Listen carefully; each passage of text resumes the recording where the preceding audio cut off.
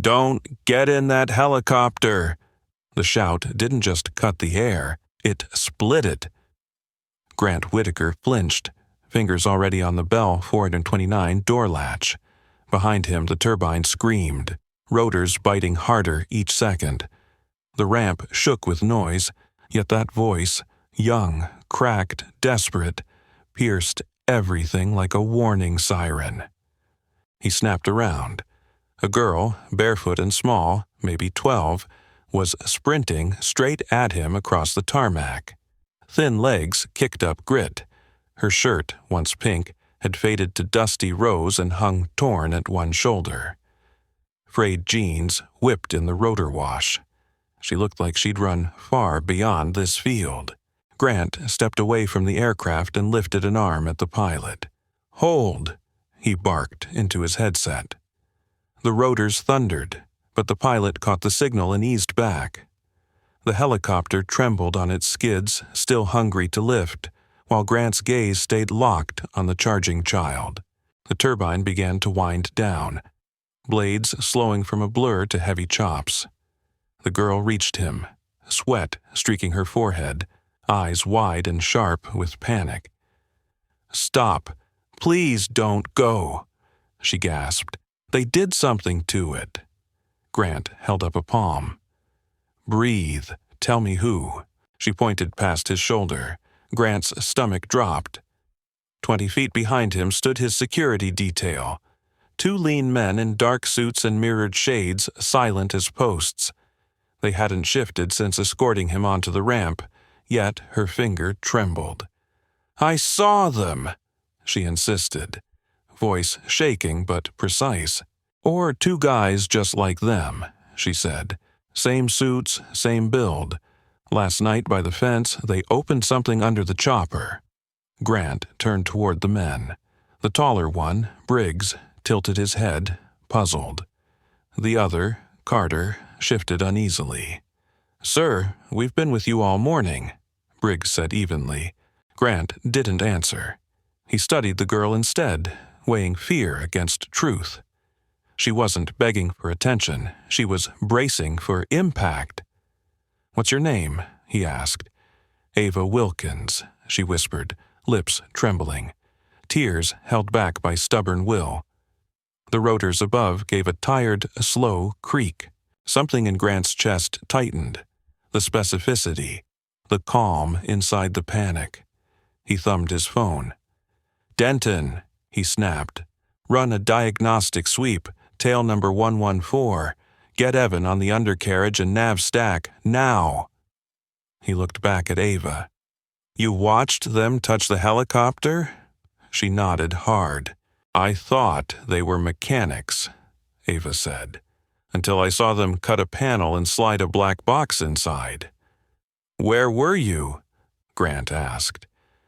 "Near the dumpsters with my grandma," she answered. "We don't bother anyone. I couldn't sleep. I was out collecting bottles." Grant stared at her bleeding feet on baked concrete.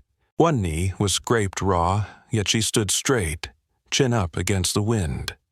The helicopter sat quiet now, waiting like a trap that hadn't sprung. Grant made his choice. "Come with me," he said, gesturing toward the terminal. Ava followed, still watching the aircraft as if it might explode the moment she blinked. When the doors shut, the roar faded to a muffled hum. Grant walked Ava past a startled receptionist and straight into maintenance. She perched on a wooden bench, arms wrapped tight around herself. Minutes stretched into an hour. Then Denton returned, face pale, and handed Grant a tablet.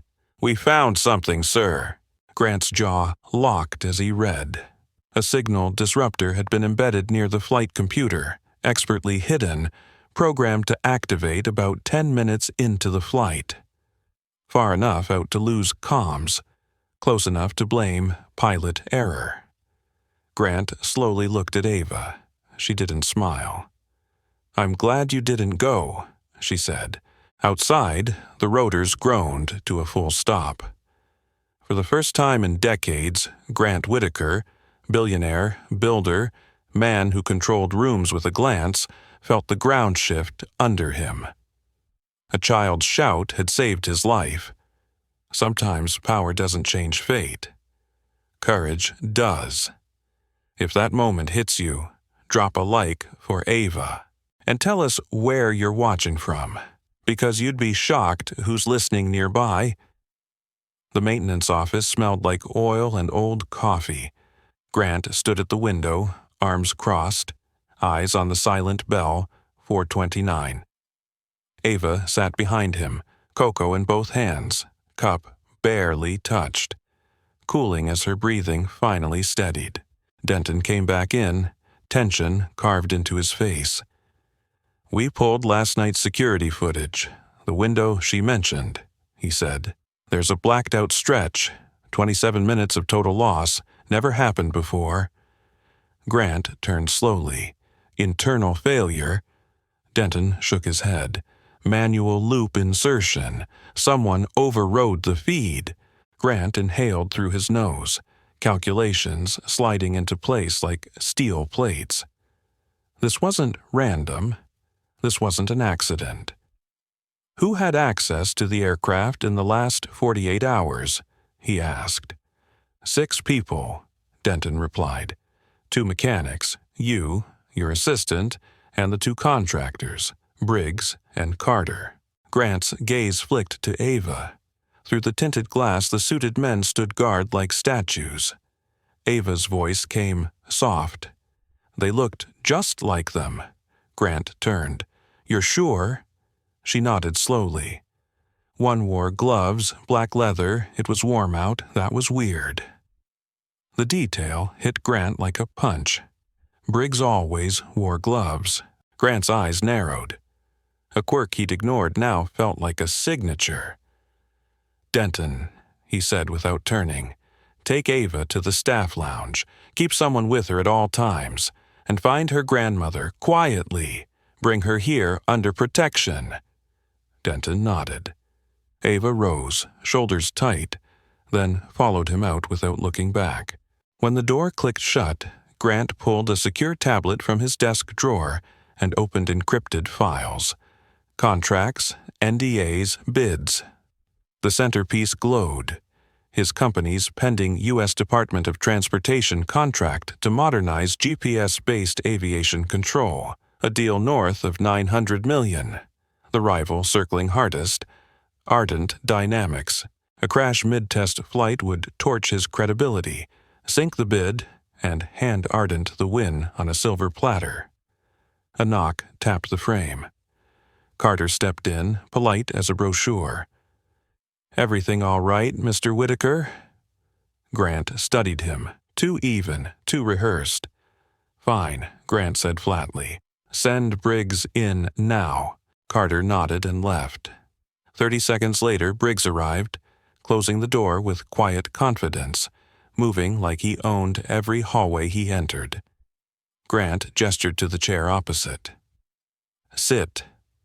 Briggs obeyed, expression unreadable behind the shades. Grant slid the tablet across the desk, schematic open, the tampered module highlighted in red. "Recognize it?" Briggs barely glanced. "Not particularly." "Ava does," Grant said softly. She described the install. 2 men, a black box, the exact panel. A tiny twitch pulled at Briggs's mouth. Grant leaned forward. "What bothers me is last week you asked for off-hours hangar access. You said you lost a cufflink in my backup jet." Grant's voice stayed calm, but the room chilled. "You sent Carter in, not yourself. That same night the camera logs show a manual override. Yesterday you called in sick, yet you were on site. No sign-in, no greetings." Briggs's jaw tightened, almost imperceptible. "You're reading too much," he said. Grant didn't blink. "Am I?" Silence pressed in. Grant rose slowly. "You're loyal," he said, "or I thought you were. Who paid you to ruin me?" Briggs's stare dulled. "You don't have proof." Grant opened the door. 2 federal agents stepped in, badges up. "Not yet," Grant said. But I have instinct and a brave kid." Briggs didn't fight. He rose, straightened his tie, and walked out between the agents with a single, resigned nod. Grant exhaled, then returned to the window. In the corridor, Ava stood near a vending machine, a clean towel around her shoulders.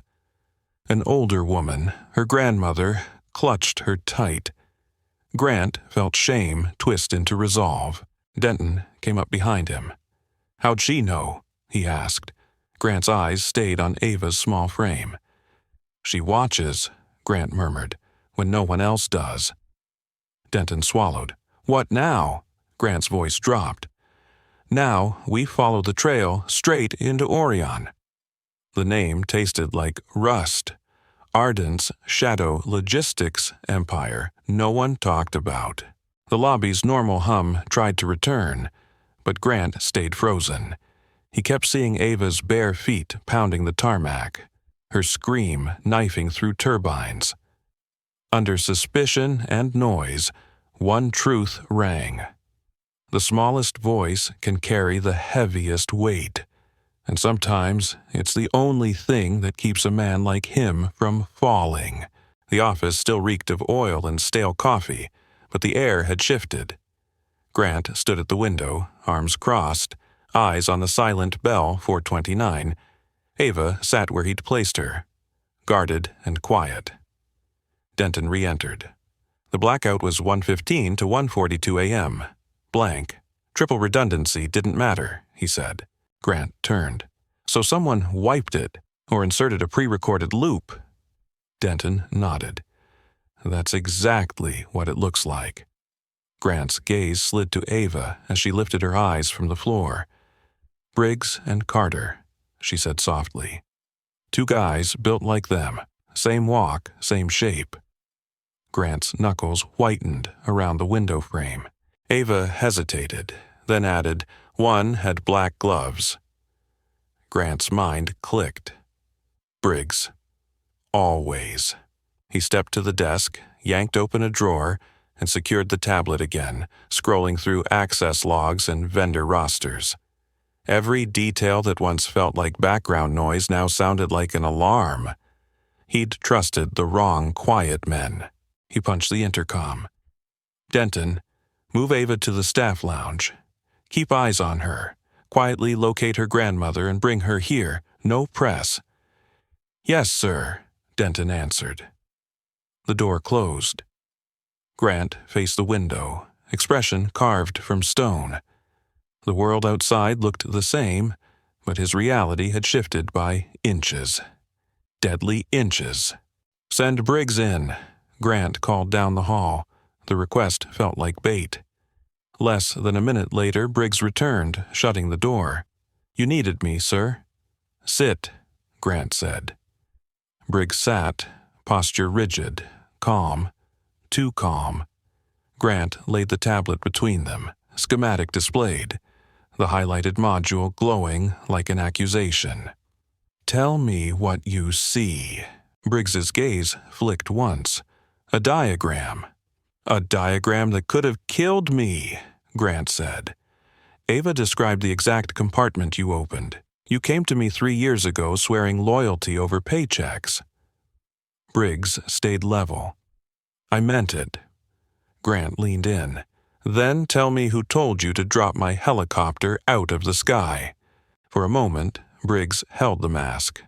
Then his eyes went flat. "I don't name names," he said. Grant's voice sharpened. "Was it Orion?" Briggs looked away. "I was told to make the flight go down. No questions." Grant's pulse stayed slow, controlled. "Who relayed it?" Briggs swallowed. "A man called Mason Klein, middleman." "Klein didn't come direct," Briggs said. "It ran through Prime Air Secure OPS, shell paperwork, crypto payments, no trace." Grant studied him. "Do you know what Ava saw?" Briggs went silent. Grant's voice lowered. "She saw my ending and still ran toward me." "That's what you underestimated. That's why you're sitting here." Grant pressed a hidden button beneath the desk. The office door opened instantly. 2 plainclothes agents stepped inside, federal badges catching the light. "I'm reporting an attempted aviation sabotage," Grant said calmly. "This man can start you off." Briggs didn't resist. He stood, straightened his tie again, and walked out without looking back. Grant returned to the window. Down the hall, Ava now wore a clean towel like a cape, her small shoulders finally unclenched. Her grandmother held her close, whispering into her hair. They stood by the vending machines, untouched by the storm Grant had just unleashed. Ava looked up and met his eyes through the glass, steady, unafraid. Denton slipped in. "Sir, what now?" Grant's eyes stayed on Ava. "Run Mason Klein, full background," he said, and put federal eyes on every vendor tied to Ardent and Orion in the last 6 months. "Already moving," Denton replied. Grant paused. "Ava and her grandmother stay safe, today and every day. No exceptions." Denton nodded and left. Grant kept his hands in his pockets, jaw set. He'd come for clarity to outrun pressure. Instead, a barefoot girl with a torn shoulder seam had shouted him back to life. Purpose replaced rage, not just to win or retaliate, but to listen, to notice, the way she did. By dusk, Grant returned to his penthouse over San Francisco Bay. The view meant nothing. His mind was still on the ramp, Ava's scream under rotor thunder.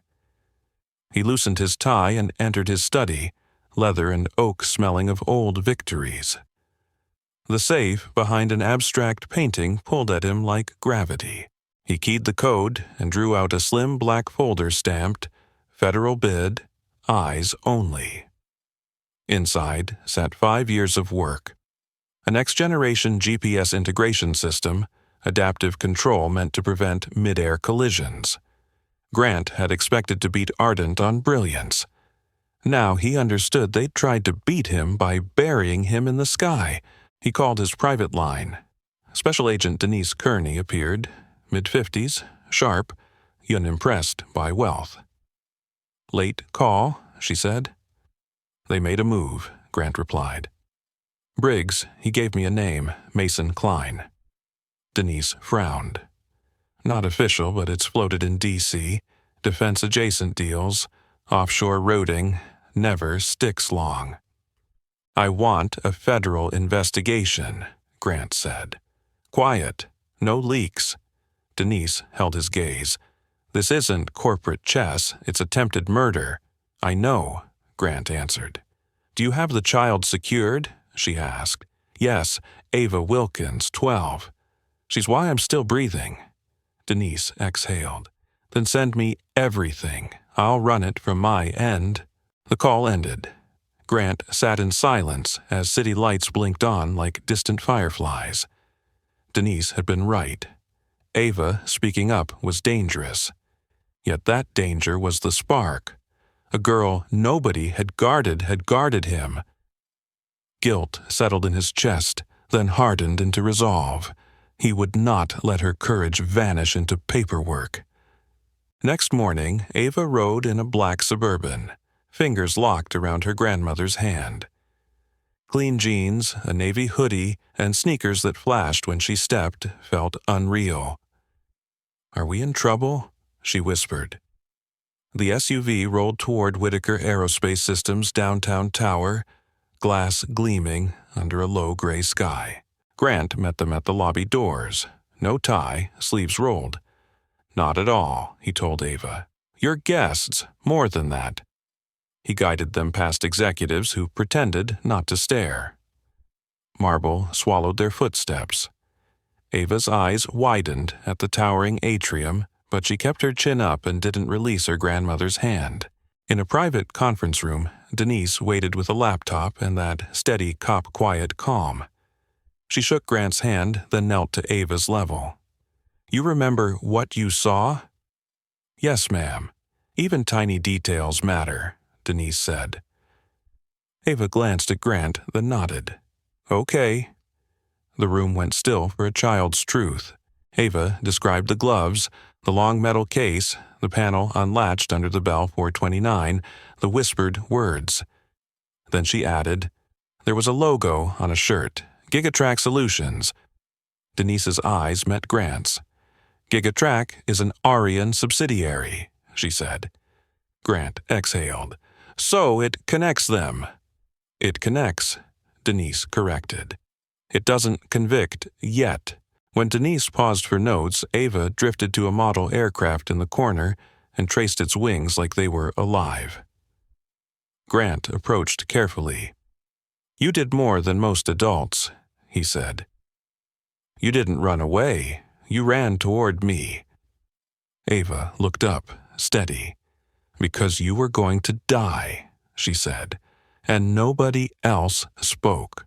Grant swallowed. Has that happened before? Seeing something wrong and nobody listens? Ava nodded. At school, around home, people look over you, not at you. Grant crouched. Not anymore.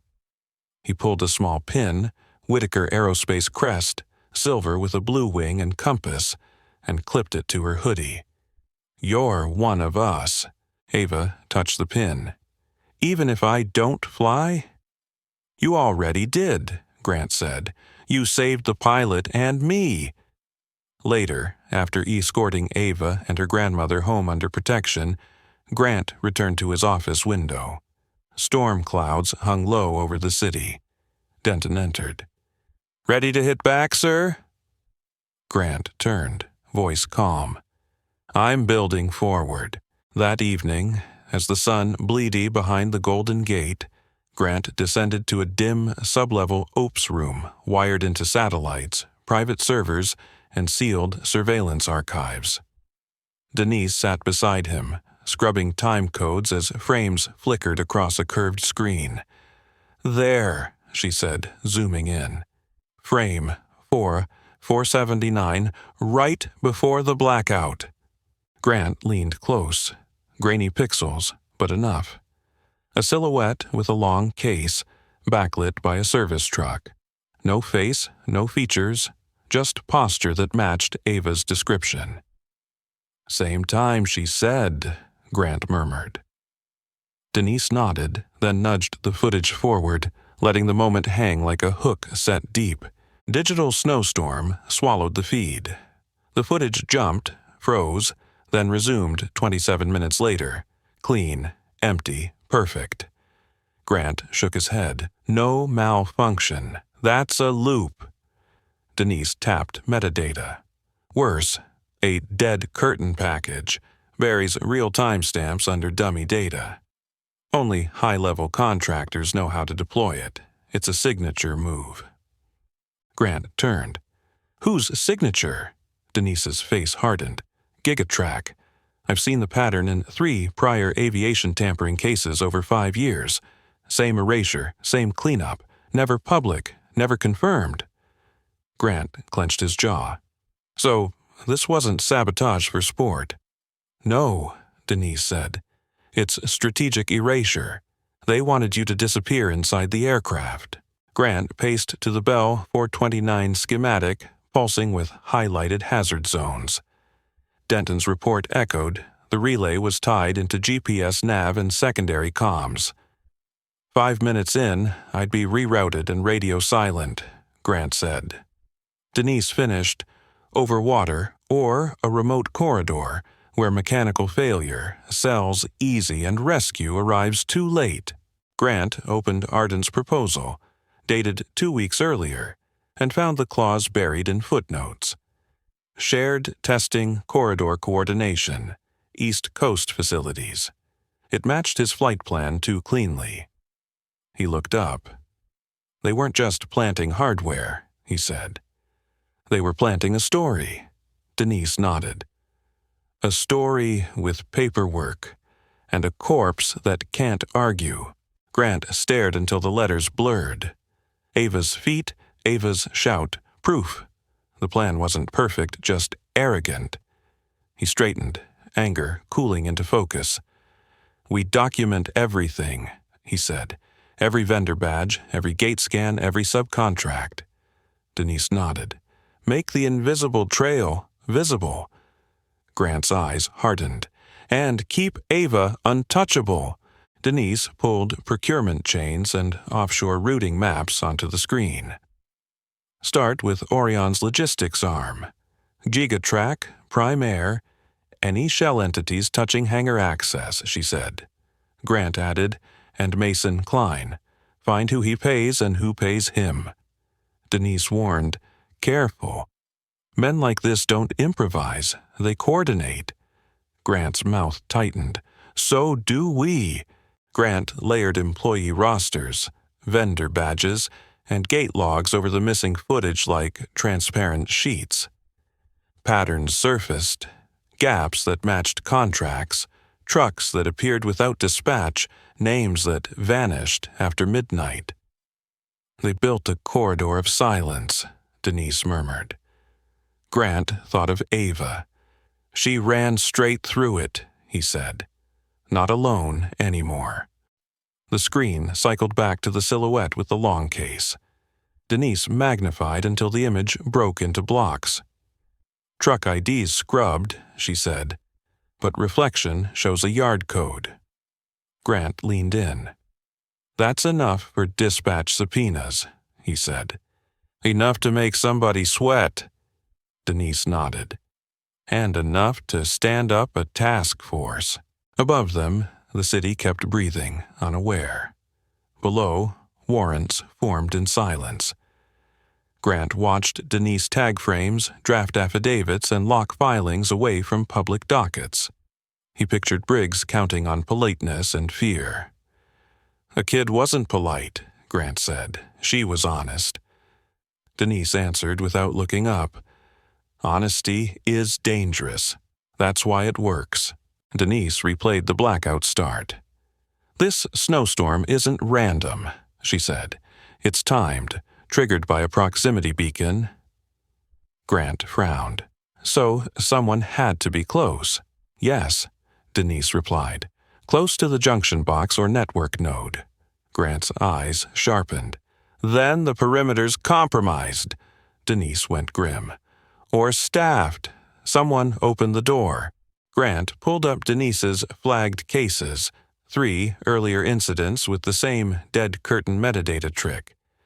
Different cities, different aircraft, identical erasure. It never went public, Grant said, because they buried it. Denise nodded. And victims were isolated, no witness like Ava. Grant's hands curled. Then we protect the witness, he said, with everything. Denise pointed at the wiring overlay. Your disruptor was tied into nav and comms, she said. 10 minutes in, it wakes up, scrambles GPS and chokes the radio. Grant traced the route on the map. Off course, off frequency, out of sight. Denise nodded. Over water, where wreckage becomes tragedy and rescue becomes a headline too late. Grant reopened Arden's draft and highlighted the testing corridor clause, then cross-checked his flight plan. The overlap was ruthless. They were building a narrative, he said, a mechanical failure in a shared corridor. Denise's voice turned ice. Assassination wrapped in compliance language. Grant's eyes hardened. Then we ripped the wrapping off, dragged truth into daylight. Grant closed the file and faced the far wall where hazard zones glowed like fresh wounds. 5 minutes into the flight, I'd have been rerouted and radio silent, he said. Denise finished, and the world would call it tragedy. Grant turned back to the screens. They tried to erase me, he said. Instead, they woke me up. If Grant crashed, they'd step in with their guidance stack. Claim Whitaker Aerospace was flawed, seize the contract, and own the future of civilian airspace. Greedy and brutal, Special Agent Denise Kearney said. Grant exhaled, temples aching. We can't go public yet. Without a full chain, people, money, motive, and method. Denise nodded once. "So, we go deeper." She studied him. "Any internal whistleblowers?" Grant hesitated, then pulled an archived employee roster. One name lit up like a bruise: Ethan Park, a systems analyst who'd quit abruptly 8 months earlier. HR called it personal reasons, but the exit never felt clean or final. "He helped design our first-gen nav relay," Grant said. "He knows the wiring like a map." Denise's eyes narrowed. "Was he approached?" Grant's jaw tightened. "He never jumped to Ardent, but I think someone tried to buy him." "Where is he now?" "Sacramento. Last trace is a P.O. box, yet I'll find him." That night, Grant drove himself. He hated Sacramento traffic. Slow, hesitant, always braking for ghosts. But being alone behind the wheel steadied his nerves. No assistance, no entourage, no security chatter. Just asphalt, dim streetlights, and the soft thump of his heartbeat reminding him he'd almost become a headline. The address led to a worn industrial block and a rundown co-working building with a flickering sign. A broken mailbox bore 2 plain letters: EP. Grant knocked once. No answer. Then a cracked door down the hall creaked, and a voice murmured, almost amused, "Didn't think you'd come yourself." Grant turned. Ethan Park stepped into the corridor, older than Grant remembered, darker circles under his eyes, shoulders held tight like he expected a strike. "I heard about the incident," Ethan said. "Figured they'd come for you sooner or later." Grant moved closer, careful. "Then you know who they are." Ethan hesitated, then nodded. "They came a year ago," Ethan whispered. "Wanted technical insight for compliance coordination. Offered 10 times my salary and an NDA that was basically a contract for silence." "You refused," Grant said. "I walked away, thought it ended." Ethan's voice dropped. 6 months ago, my apartment was hit. Nothing stolen, except my old company laptop." Grant's pulse jumped. "You still have access to our blueprints?" Ethan pulled a small hard drive from his coat pocket. "Not anymore. But before I resigned, I made a mirror. You'll find the first schematic for the tamper point, the exact seam they exploited." Grant took it, eyes hard. Why hand it over now? Ethan looked away, shame and resolve mixing. "Because I saw Ava on the local clip, barefoot, screaming over rotors. Braver than anything I ever did." Back in San Francisco, Grant placed the drive in Denise's hands. Her analysts began decrypting immediately.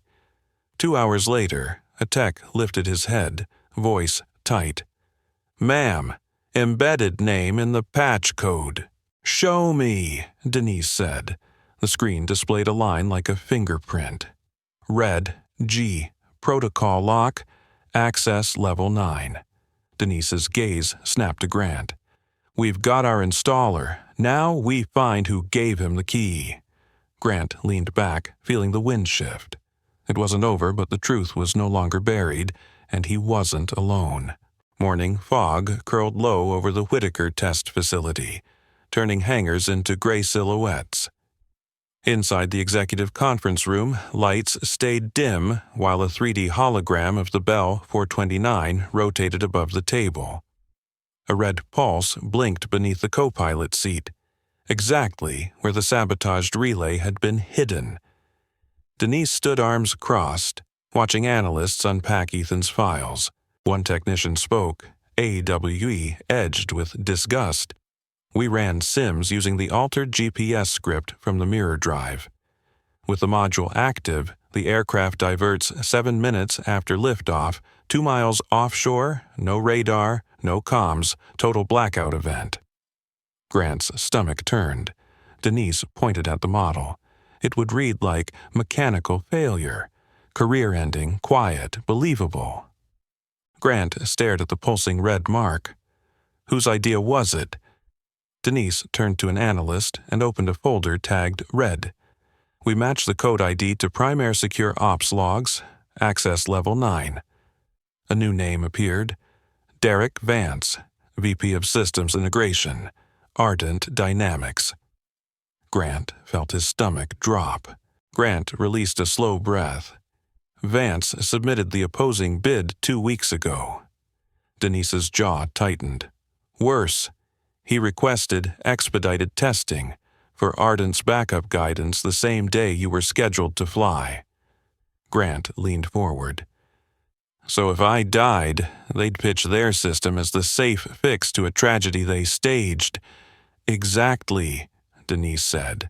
Silence settled like wet concrete. Grant rose and went to the window where the landing strip shimmered behind fog.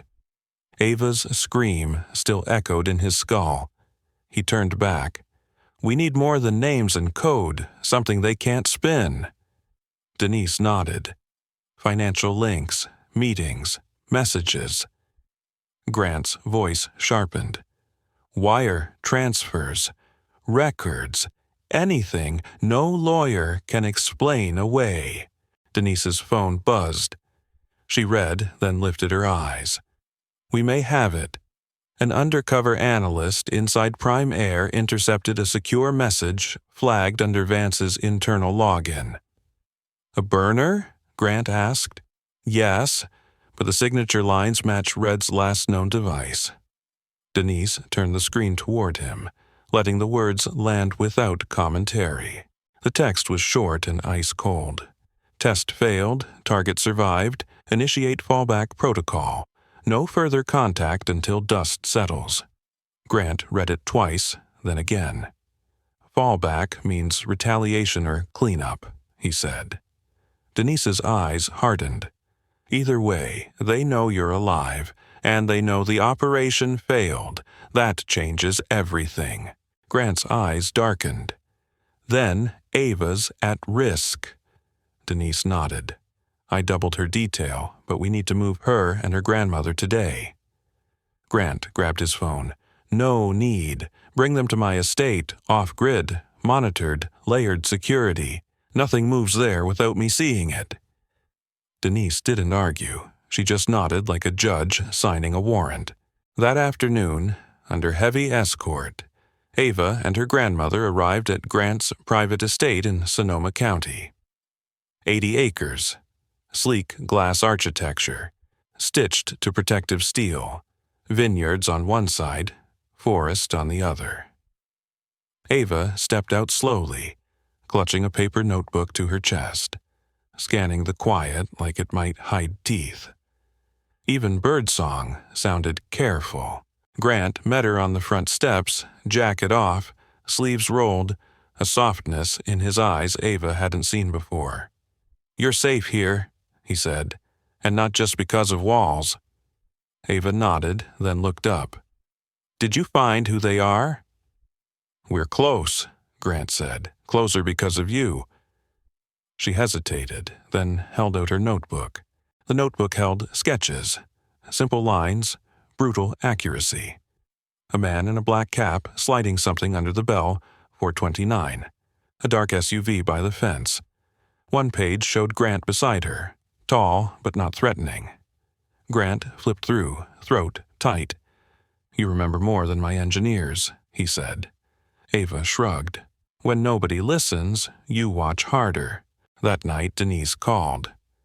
Confirmation, she said.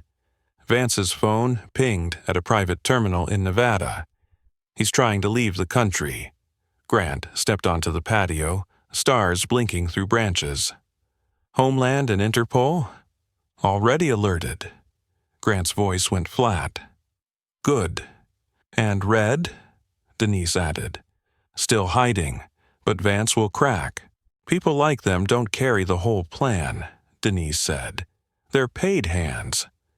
Grant stared toward the guest house where Ava's light still burned. Then we expose the whole machine, he replied. After the call, he watched that single-lit window.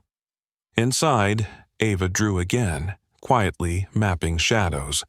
Adults kept stepping over, eyes fixed above the danger. Under night stillness and the hum of buried sensors, Grant made a new promise.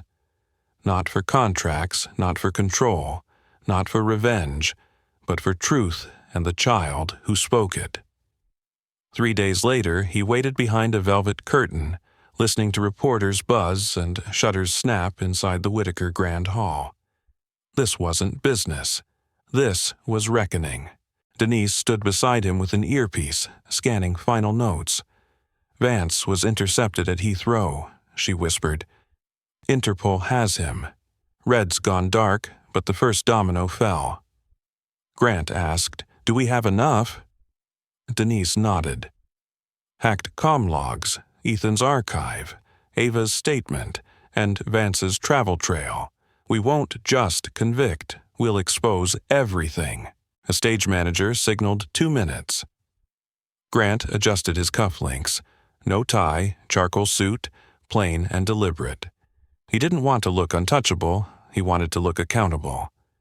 In the wings, Ava stood with Nora, hands folded, eyes darting to the crowd. Grant nodded. Ava nodded back. Steady, stronger than 12 should have to be. Lights dimmed, curtain rose. Grant stepped into the spotlight and walked to the podium, unhurried. Cameras clicked like insects. He let silence stretch. 3 weeks ago, I nearly boarded a helicopter that never would have landed, he began. They would have called it nav failure, pilot error, an accident. The world would have moved on. Grant paused, letting the words sink. But it wasn't an accident. It wasn't simple. He scanned faces hungry for spectacle. I'm here because someone far braver than most refused to stay silent. He turned toward the wings. Reporters leaned forward, lenses shifting, the room holding its breath for whoever was about to step into the light. Ava stepped forward with Nora at her side. A gasp rolled through the room as cameras swung. She looked small in that hall, almost swallowed by the spotlight, but she didn't flinch. Grant said, "This is Ava Wilkins. She's 12.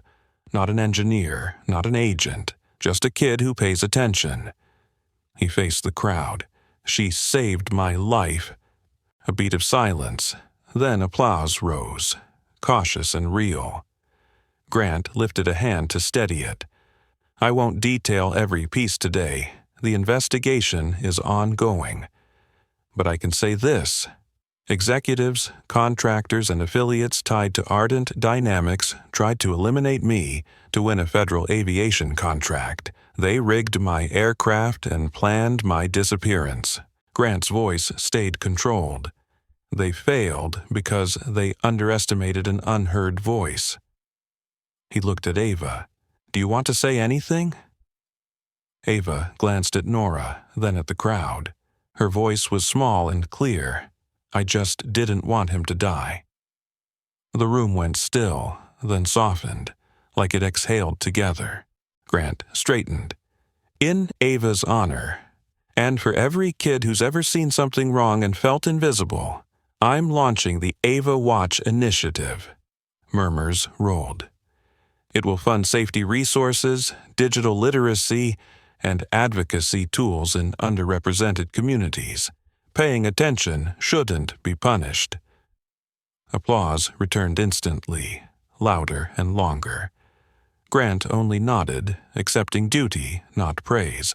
Later, Grant returned to the estate, drained, yet sharper. Ava sat beneath the oak, sketching with steady focus. "You were amazing," he said, taking a chair beside her.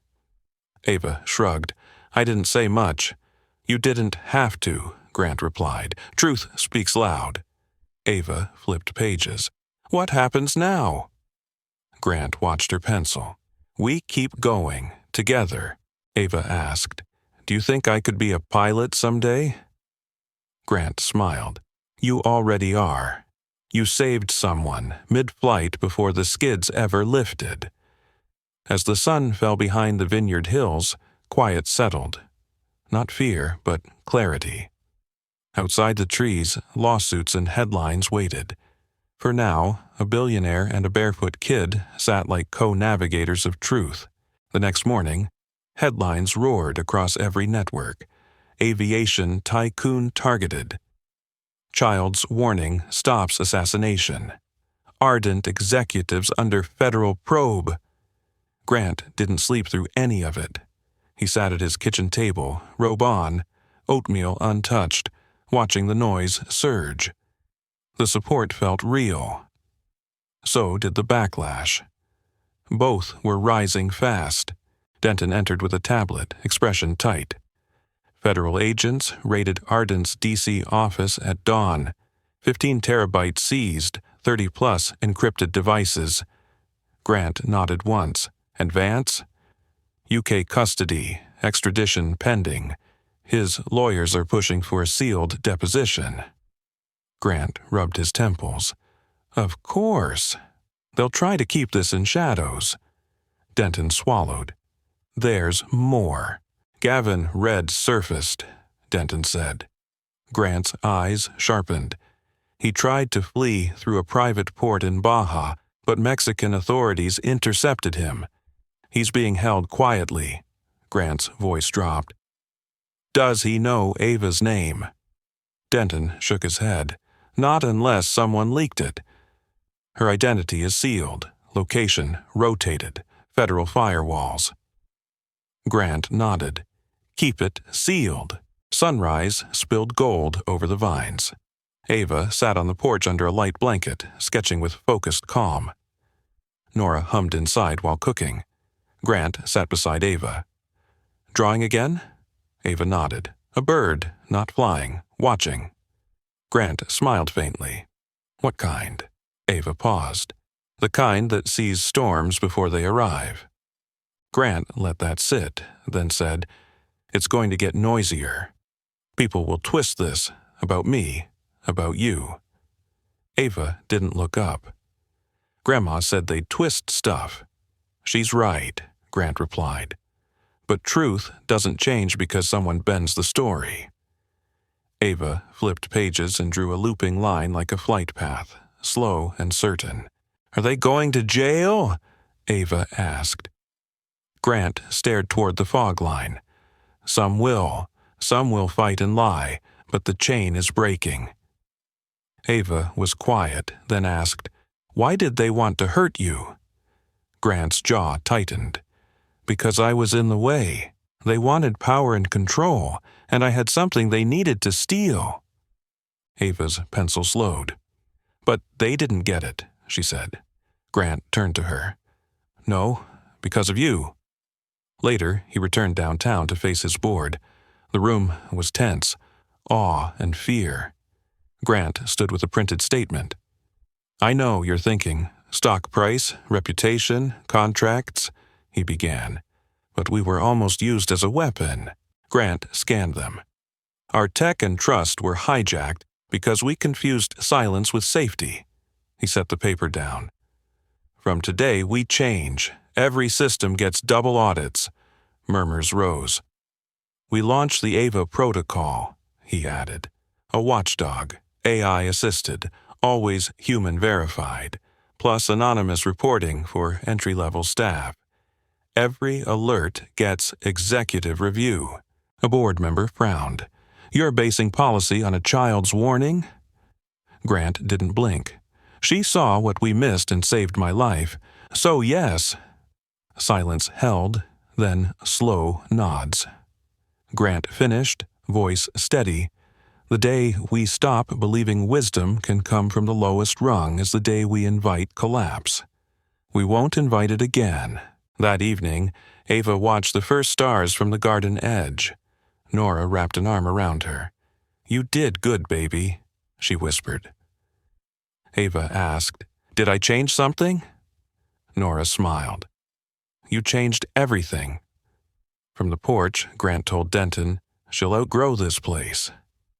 Denton smiled. I hope so. Grant replied, That's the point. Wind moved the trees. An owl calling beyond the vineyard. In that calm, the world shifted. not with violence but certainty. The estate chapel wasn't grand, just wood and quiet. Yet it held more weight than any boardroom, gratitude made visible and a promise spoken aloud to the people who'd kept Grant alive simply by telling the truth. Grant stood at the back adjusting his sleeves. No press, no cameras, just staff, agents, a few close colleagues, and 2 front chairs, reserved for guests who didn't know why. Ava and Nora entered quietly, escorted by Denise. Ava wore a pale yellow dress and white sneakers, hair braided neat, crest pin catching light like a quiet badge. When everyone settled, Denise stepped to the lectern. "We're not here to mourn," she said. "We're here to honor what was prevented by someone most people wouldn't notice." She faced Ava. This child spoke up, redirected an investigation, and exposed corruption that would have passed unseen. Denise's voice stayed firm. She showed courage people twice her age couldn't find. An assistant carried a framed certificate with a gold seal. Denise read, "For bravery and service to the public good, the .FAA Award, Ava Wilkins, the Civilian Medal of Federal Distinction." A soft gasp rippled.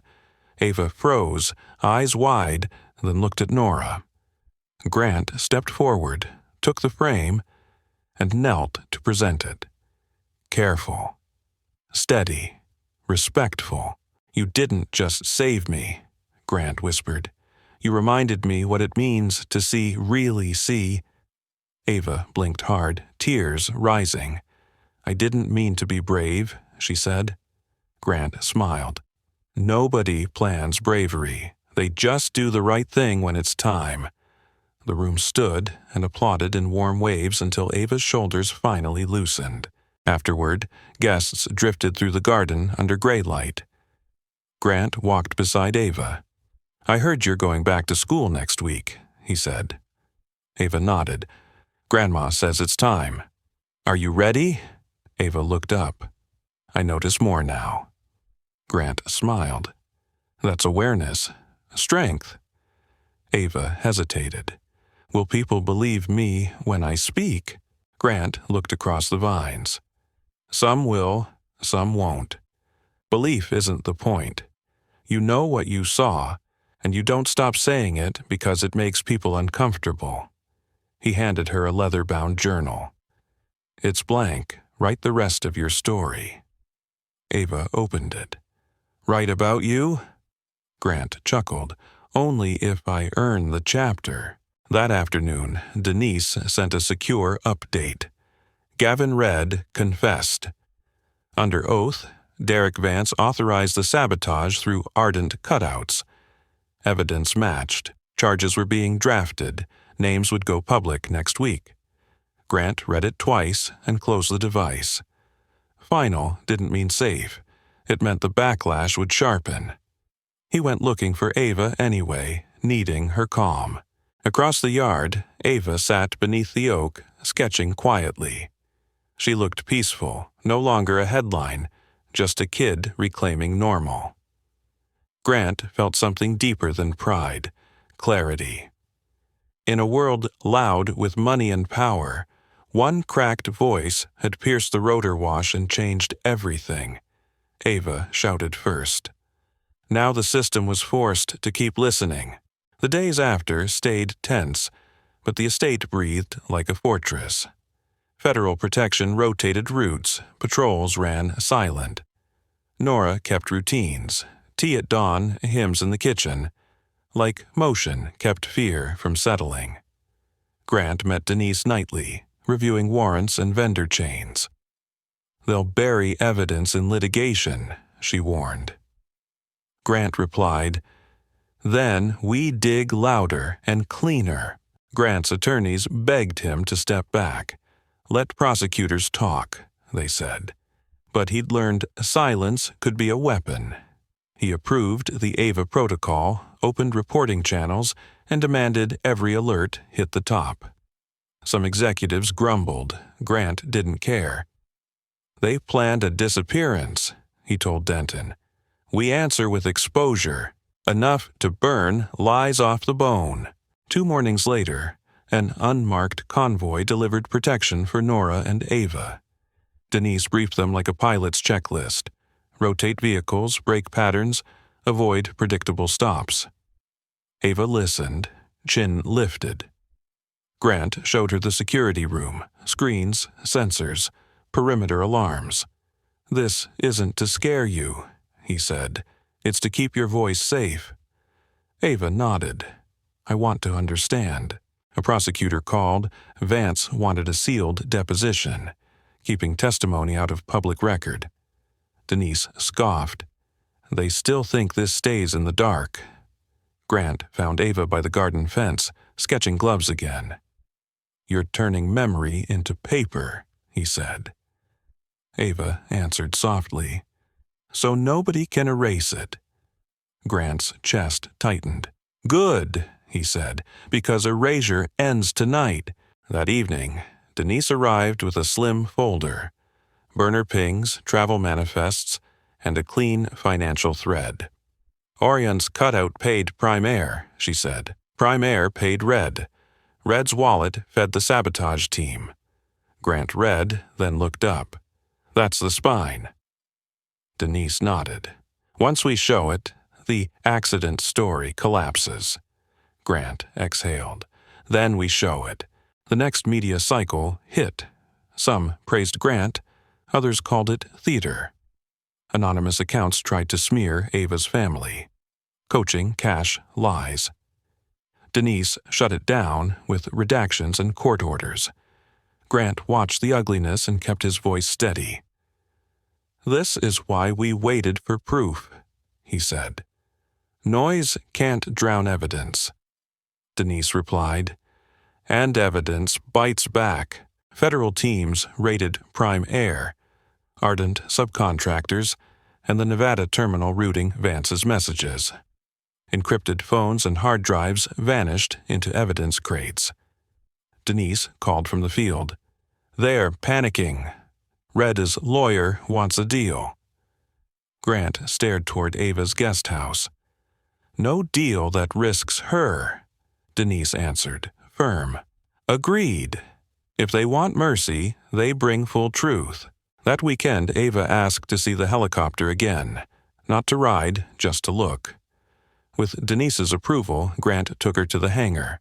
The Bell 429 sat silent under lights, gleaming like a predator. Paused. Ava stood back, breathing. "It was loud that day," she said. Grant nodded. "And you were louder." Ava swallowed. "I was scared." Grant crouched beside her. "Courage isn't the absence of fear," he said. "It's what you do while fear is screaming." Ava traced the seam where the device hid. "They thought nobody would look down there," she whispered. Grant's voice went dark. "They counted on people looking away." Ava lifted her chin. "I won't." Grant nodded. "Then you'll stay ahead." Back at the estate, Nora served tea. "You're powerful," she told Grant, "but power didn't save you." Grant didn't argue. "Ava did." Nora's eyes softened. "Then protect her like you'd protect your company." Grant replied, "Better, like I'd protect my soul." Nora's hand trembled. "She's a child." Grant answered, "That's why this must end right." Ava returned to school under escort. Kids whispered, teachers watched, rumors outran facts. Ava walked anyway, journal in her bag, crest pin on her collar. That night she told Grant, "People looked at me like I'm different." Grant said, "Being seen can be heavy, but it can also be armor, if you choose it." Ava nodded. "I choose it." Indictments were ready. Red's confession, Vance's trail, contractor logs, decrypted code signatures. "Names go public next week," she said. "Ardent will fight, but they're boxed in." Grant asked one thing. "Ava and Nora protected through trial?" Denise answered instantly. "Signed orders, layered security, 0 gaps. Grant exhaled, finally letting weeks of breath go. Later, Grant found Ava writing under oak, not drawing. Nora hummed on the porch. "What's it say?" Grant asked. Ava didn't look up. "What I saw, what I felt, what I won't forget." Grant sat beside her. "Think the world forgets?" Ava shook her head. "Not if we keep telling it." Grant smiled. "Then we will." Straight, loud, true. A secure update arrived. Gavin Redd's sworn statement matched every technical detail. Derek Vance authorized the sabotage, and Arden's corridor request proved motive. Charges drafted. Public filings in 7 days, it read. Grant closed the device and stared over the vines. The future still felt sharp, but it leaned toward justice. Behind him, the estate stayed quiet, watching, ready. Across the yard, Ava wrote in her journal while Nora hummed. Grant didn't interrupt. He understood. Headlines would twist, lawyers would posture, and men would beg for darkness, but Ava's shout cracked their script. She forced them to react instead of control. For the first time in years, Grant felt purpose. Something money couldn't buy and enemies couldn't erase. Because in a world built on contracts and shadows, one uninvited, trembling voice pierced the rotor wash and bent history. Ava shouted first, and the system, so used to silencing kids, was forced to listen. Now, truth had witnesses, paper trails, and federal teeth. The storm wasn't over, but the darkness wasn't invisible anymore. The smallest voice can save a life. If you've lived long enough to watch America change in waves, war years, oil crises, booms, busts, and everything in between, you've learned this: danger doesn't always announce itself with sirens. Sometimes it comes dressed as routine, a familiar schedule, a trusted face, a clean suit, and a polite, "Yes, sir." That's what makes Grant Whitaker's moment on the tarmac so chilling. A billionaire with every advantage, security, technology, power, was one hand away from stepping into a helicopter that had been turned into a quiet coffin. And the person who stopped it wasn't an executive, an investigator, or a consultant with a fancy title. It was a barefoot 12-year-old girl with scraped knees and a voice that cracked through rotor thunder like a fire alarm. Ava didn't have influence. She had attention. She had instincts sharpened by being overlooked, by living in a world where people see past you, not at you. Older folks understand that kind of invisibility. Many of you have been ignored in a hospital waiting room, spoken over at a family gathering, dismissed because your hair is silver. Ava's shout is a reminder that wisdom and courage don't always arrive with credentials. Sometimes they arrive in torn jeans, running full speed into danger, because the truth is heavier than fear. Trust is not a feeling, it's a system you test. At 65 and beyond, you don't trust the way you did at 25. You've seen too much. You've watched good people make bad choices when money, pride, or pressure got involved. Grant's security detail looked perfect on paper: contracts, NDAs, professional posture. But the blacked-out security footage, the glove detail, the off-hours access requests, those were the real receipts. This is the hard lesson. Betrayal rarely looks like a villain twirling a mustache. It looks like someone who knows your habits and uses them against you. And the scariest part isn't that sabotage happened. It's that it was designed to look like pilot error. 10 minutes into the flight. Far enough away that help comes late. Close enough that the narrative forms fast. Tragic accident. Mechanical failure. These things happen. If you've ever dealt with insurance companies, corporate statements, or medical paperwork, You know how quickly a story can harden into fact once it's printed. That's why older Americans value verification. You don't bet your life on probably. You check the smoke detector. You read the fine print. You listen when something feels off. Grant's mistake wasn't arrogance. It was assuming silence meant safety. The correction wasn't vengeance. It was building a better system. Audits, redundancy, real accountability, and an open channel where even the lowest voice can be heard before disaster becomes a headline. Real legacy is who you protect after the crisis. Some people survive a close call and become smaller, more paranoid, more bitter, more sealed off. But the most meaningful turn in this story isn't the arrests or the indictments. It's what Grant does with the aftermath. He looks at Ava and sees a truth that's easy to miss. Bravery comes with a cost, especially for a child. Once she speaks, she becomes a target of criminals, of smear campaigns, of experts who want to rewrite her truth into something convenient. If you're a grandparent, you felt that in your bones. You know the world can be cruel when a young person stands out. Grant's real growth shows up when he decides Ava won't be a disposable hero in someone else's press cycle. He moves her and her grandmother to safety. He puts protection in writing.